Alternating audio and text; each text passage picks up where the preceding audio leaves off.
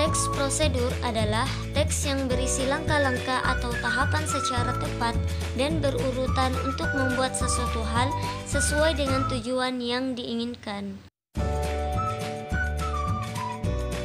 Teks prosedur bertujuan untuk memudahkan pembaca maupun pendengar agar dapat mengikuti langkah atau perintah dari isi teks yang tujuan akhirnya bisa sesuai keinginan pembaca maupun pendengar.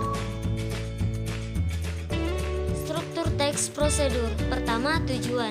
Tujuan pada teks prosedur adalah pengantar umum sebagai penanda apa yang akan dibuat atau dilakukan dan motivasi dalam melakukannya. Kedua, bahan dan alat.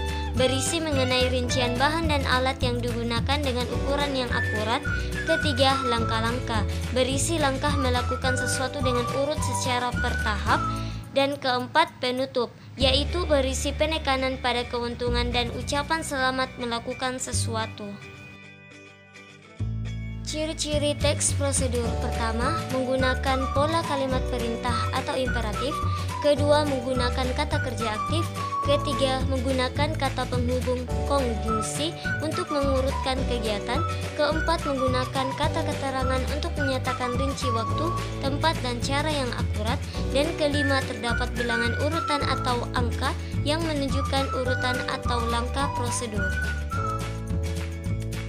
Macam-macam teks prosedur. Pertama, teks prosedur sederhana, yaitu teks yang berisi langkah-langkah sederhana yang biasanya hanya 2-4 langkah saja dalam melakukannya.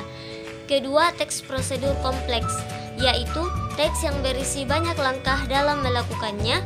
Dan yang ketiga, teks prosedur protokol adalah teks yang pada setiap langkahnya bisa diubah, tidak harus runut, walaupun berubah tetapi hasil akhirnya tetap sama.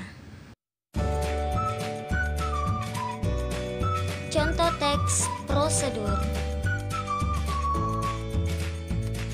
Berikut 6 langkah mencuci tangan pakai sabun yang benar versi Organisasi Kesehatan Dunia, World Health Organization atau WHO. Pertama, ratakan sabun dengan kedua tangan.